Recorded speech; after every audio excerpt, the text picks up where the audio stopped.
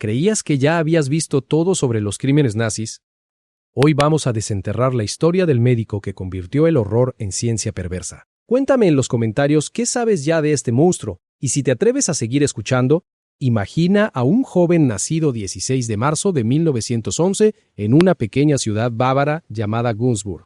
Su padre dirigía una empresa familiar llamada Firma Karl Mengele & Sohn, y el niño creció entre dos hermanos menores, Karl y Alois. A diferencia de muchos hijos de la época, su infancia está envuelta en sombras, los documentos son escasos y los recuerdos familiares se pierden entre los escombros de la guerra. A los 16 años, Josef decidió que la vida académica sería su camino. Se matriculó en la Universidad de Múnich, donde estudió filosofía. Allí, bajo la influencia de Alfred Rosenberg, absorbió la ideología que más tarde alimentaría la maquinaria del odio.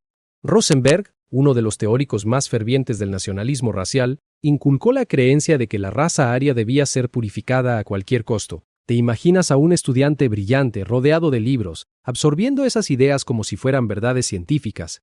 Pero la filosofía no bastó. Mengele se trasladó a la Universidad Goethe de Frankfurt para estudiar medicina. Allí, entre quirófanos y aulas, aprendió a cortar, a diseccionar, a observar el cuerpo humano como un objeto de estudio. 5 años después, obtuvo su doctorado en antropología física, una disciplina que se ocupa de cómo nuestros cuerpos evolucionan y de las diferencias biológicas entre los pueblos. Esa especialidad, aparentemente neutra, se convertiría en la excusa perfecta para sus futuros experimentos. En 1937, bajo el auspicio del Instituto de Biología Hereditaria y Higiene Racial, Mengele se convirtió en aprendiz del mayor experto alemán en gemelos. Fue allí donde empezó a obsesionarse con la idea de que los gemelos podían revelar los secretos de la herencia racial. ¿No es macabro pensar que el deseo de descifrar la genética se transformó en una excusa para el asesinato? Su afiliación al partido nazi y a la Schutzstaffel fue un paso natural. Al estallar la Segunda Guerra Mundial, fue reclutado como médico del ejército. Vio la brutalidad del Frente Oriental. Resultó gravemente herido y tras recuperarse fue asignado al Instituto Kaiser Wilhelm de Antropología, Genética Humana y Eugenesia. Allí, recibió la Cruz de Hierro de primera clase por rescatar a 2 soldados alemanes de un tanque en llamas. Esa medalla brillante y reluciente contrastaba con la oscuridad que se gestaba en su interior. En 1945, el destino lo llevó a Auschwitz, el campo de concentración más infame de la historia. Allí, su nombre se volvería sinónimo de ángel de la muerte. Su labor principal consistía en observar a los recién llegados y decidir con una mirada fría si eran aptos para trabajar o si debían ser enviados a la cámara de gas. No importaba si eran niños sanos, ancianos o mujeres embarazadas, su criterio estaba dictado por la utilidad que pudieran aportar al régimen. Algunos testigos describen cómo, mientras hacía esas decisiones, silbaba una canción ligera como si fuera parte de un juego macabro. Pero su verdadera obsesión no era la selección, era la experimentación con gemelos. Cada vez que un par llegaba al campo, su corazón latía con una mezcla de curiosidad científica y sadismo. Inyectaba tintes en los ojos de los niños para cambiar su color, a veces dejándolos ciegos. Recogía los ojos extraídos y los enviaba a laboratorios universitarios para estudiar la transmisión del color. La idea, según los documentos, era refinar la raza maestra mediante el control de rasgos como el azul de los ojos, tan venerado por los nazis. Un sobreviviente recuerda cómo Mengele, con una sonrisa permanente que mostraba la brecha entre sus dientes frontales, se mostraba amable y cortés. Era un hombre atractivo, siempre con una sonrisa que parecía inocente. Relató, esa fachada de encanto ocultaba la realidad de un monstruo que ofrecía dulces a los niños, antes de someterlos a experimentos sin anestesia, amputaciones, transfusiones de sangre entre gemelos y, en algunos casos, intentos de crear gemelos siameses cosidos quirúrgicamente. Los testimonios describen el olor a gangrena que impregnaba las habitaciones donde se realizaban esas atrocidades. Hasta aquí llega nuestra inmersión en los primeros años de Josef Mengele, el médico que jugó a ser Dios entre los horrores de Auschwitz. Si esto te está abriendo los ojos, suscríbete y activa la campana para seguir explorando los capítulos más oscuros de la historia. En la siguiente parte descubriremos cómo sus experimentos llegaron a su punto más extremo y qué destino le esperó después de la guerra. Dale like si esto te resonó y déjame saber en los comentarios qué opinas de la doble cara de este hombre, científico y asesino. Tu participación nos ayuda a mantener viva la memoria de quienes sufrieron bajo su mirada. En la siguiente parte descubriremos cómo sus experimentos llegaron a su punto más extremo y qué destino le esperó después de la guerra. Imagina por un momento estar tú, un prisionero sin apenas esperanza, viendo a un hombre con bata blanca acercarse con una sonrisa que parece sacada de una película de niños.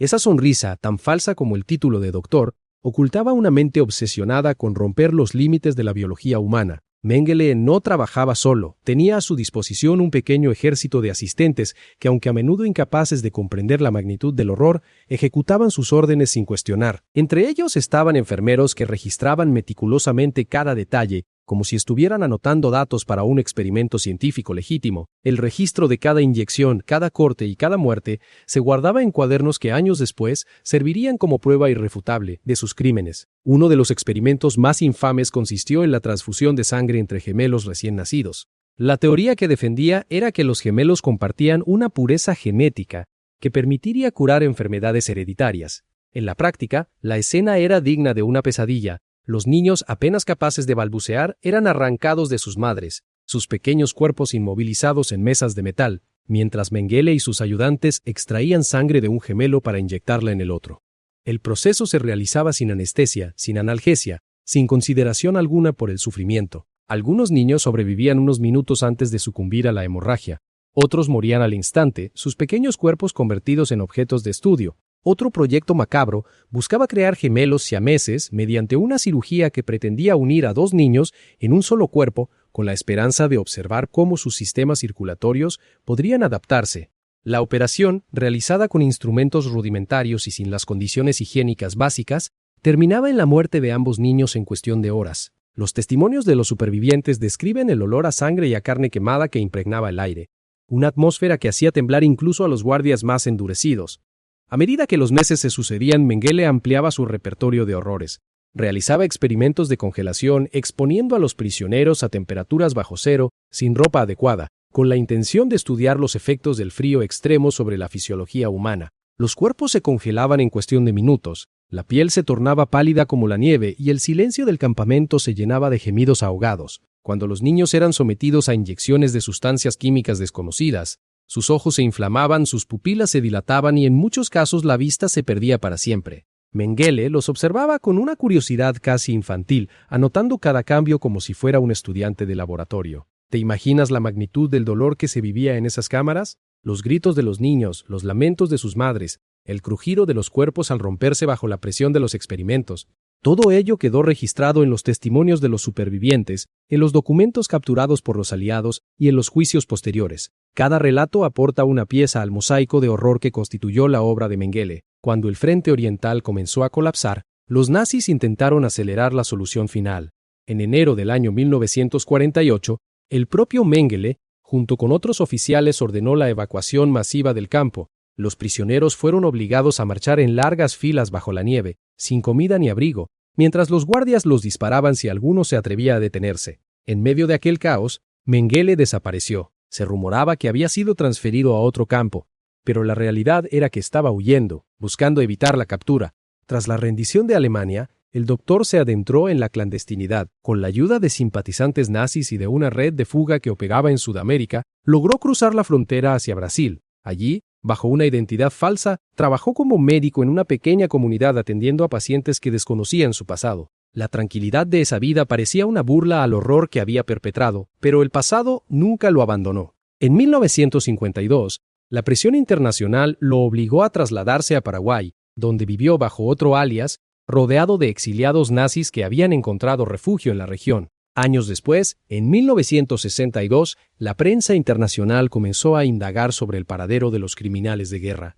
Un reportero suizo descubrió la pista que llevaba a la casa donde Mengele residía en la zona rural de Asunción. La noticia se difundió como un incendio forestal, y pronto la comunidad internacional exigió su captura. Sin embargo, la burocracia y la falta de cooperación entre los gobiernos latinoamericanos y los tribunales internacionales permitieron que el doctor siguiera evadiendo la justicia. En 1972, mientras los juicios de Nuremberg seguían resonando en la conciencia colectiva, se reveló que Mengele había sido hallado muerto en un pequeño apartamento de Sao Paulo, rodeado de libros de anatomía y notas científicas. La causa oficial fue un infarto, pero muchas teorías conspirativas surgieron, sugiriendo que había sido asesinado por rivales dentro de la propia red nazi, o que simplemente se había quitado la vida para evitar la captura. Lo cierto es que su cuerpo fue cremado rápidamente y sus restos esparcidos en el mar, una forma simbólica de intentar borrar su existencia. El legado de Mengele perdura no solo en los archivos y los testimonios, sino también en la forma en que la ciencia y la ética se entrelazan en la memoria colectiva.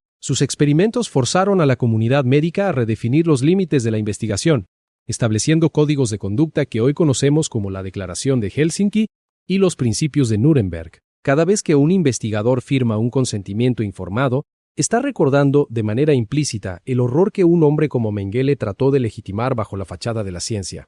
Sin embargo, la sombra de sus actos sigue acechando. En la actualidad, grupos extremistas intentan revivir la ideología de la higiene racial bajo la apariencia de avances genéticos. Los debates sobre la edición del genoma humano, la clonación y la manipulación de embriones nos obligan a confrontar la pregunta: ¿hasta dónde estamos dispuestos a llegar en nombre del progreso? La historia de Mengele nos recuerda que la ciencia sin moral es una herramienta de destrucción. Ahora que ya conoces la magnitud del horror y la complejidad del legado, te invito a reflexionar. ¿Qué responsabilidades tienes tú como individuo y como sociedad para evitar que la humanidad repita esos errores? ¿Cómo podemos garantizar que la curiosidad científica nunca se convierta en una excusa para la crueldad? Si este recorrido te ha sacudido, si sientes que las palabras que acabas de escuchar aún reverberan en tu conciencia, déjanos un comentario con tus pensamientos. Comparte qué parte de la historia te impactó más, o plantea alguna pregunta que aún no tenga respuesta. Cada aporte ayuda a mantener viva la memoria de las víctimas y a reforzar la importancia de la vigilancia ética. No olvides suscribirte al canal para seguir explorando los capítulos más oscuros y reveladores de la historia. Cada me gusta y cada suscripción son un gesto de compromiso con la verdad y con la memoria de quienes sufrieron bajo la mirada de monstruos como Mengele. Juntos podemos construir un espacio donde la información y la reflexión sirvan como barrera contra la repetición de estos horrores. En los próximos minutos concluiremos con una mirada al futuro, analizando cómo la educación y la conciencia histórica pueden convertirse en las mejores armas contra el resurgimiento de ideologías extremistas. La historia no es solo un relato del pasado, es una guía que nos muestra los caminos que debemos evitar. Mantente atento porque al final revelaremos una iniciativa global que busca preservar la memoria de los crímenes médicos y fomentar la ética en la investigación científica. Gracias por acompañarnos en este viaje. Tu atención y tu participación son esenciales para que la voz de los que no pueden hablar siga resonando. Recuerda que la historia, cuando se cuenta con responsabilidad, nunca muere. En ese momento, la pantalla se vuelve más clara, como si la luz de la verdad atravesara la niebla del olvido.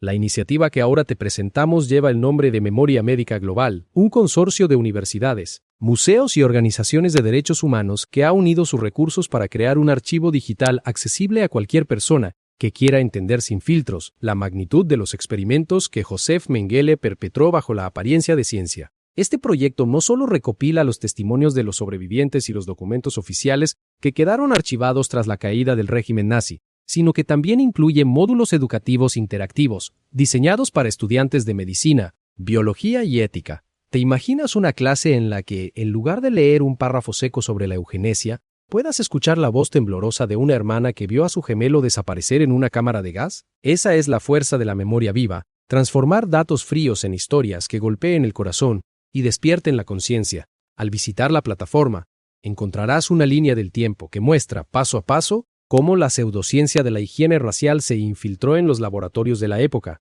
y lo que es peor, cómo esas ideas siguen resonando en debates contemporáneos sobre la edición genética y la inteligencia artificial. Cada sección termina con una serie de preguntas abiertas que te invitan a reflexionar. ¿Hasta qué punto la búsqueda del conocimiento puede justificarse cuando se vulnera la dignidad humana? ¿Qué mecanismos de control deberíamos implementar para que la ciencia nunca vuelva a servir como arma de opresión? Mientras exploras estos recursos, no olvides que la responsabilidad no recae únicamente en los gobiernos o en las instituciones académicas. Cada uno de nosotros, al compartir información veraz y cuestionar las narrativas simplistas, se convierte en un guardián de la verdad. Por eso, te desafío a que, después de cerrar este video, busques la página de Memoria Médica Global, te suscribas a su boletín y, si puedes, colabora con una donación, por pequeña que sea. Cada aporte ayuda a mantener viva la llama que ilumina los rincones más oscuros de nuestra historia. Ahora, volvamos a nuestro propio papel en este relato. La historia de Mengele nos recuerda que la ciencia sin moral es una herramienta de destrucción. La pregunta que debes llevarte al final de este viaje es: ¿qué papel jugarás tú en evitar que la curiosidad científica se convierta en una excusa para la crueldad? No es una cuestión abstracta, es una decisión cotidiana que se refleja en cómo evaluamos los avances médicos, en cómo debatimos la investigación con células madre, en cómo respondemos a los algoritmos que clasifican a las personas según datos biológicos. Si sientes que este recorrido ha sacudido tus convicciones, Si alguna frase ha resonado como un eco en tu interior, haznos saber tu opinión en los comentarios. Comparte cuál de los experimentos de Mengele te pareció más escalofriante o plantea una duda que aún no haya sido respondida. Cada voz suma y juntos podemos crear una comunidad que no solo recuerda, sino que actúa.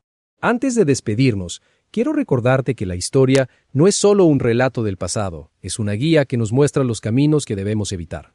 Por eso, si este video ha despertado en ti la necesidad de seguir aprendiendo, suscríbete al canal, activa la campanita y regálanos un me gusta. No lo hagas solo por los números, sino porque cada gesto es un compromiso con la verdad y con la memoria de quienes no pueden hablar. Gracias por acompañarnos en este viaje, por prestar atención a cada detalle y por contribuir con tu presencia a que la voz de las víctimas siga resonando. La historia, cuando se cuenta con responsabilidad, nunca muere. Se transforma en una fuerza que nos impulsa a construir un futuro donde la ética y la ciencia caminen de la mano. Hasta la próxima y recuerda, la vigilancia comienza en cada uno de nosotros. Si este relato te ha hecho reflexionar, comparte el video, suscríbete y activa la campanita. Cada gesto es un voto por la memoria y la verdad. Déjanos tu comentario. ¿Qué lección crees que debemos extraer de Mengele? Juntos mantendremos viva la luz de la historia y su recuerdo viva.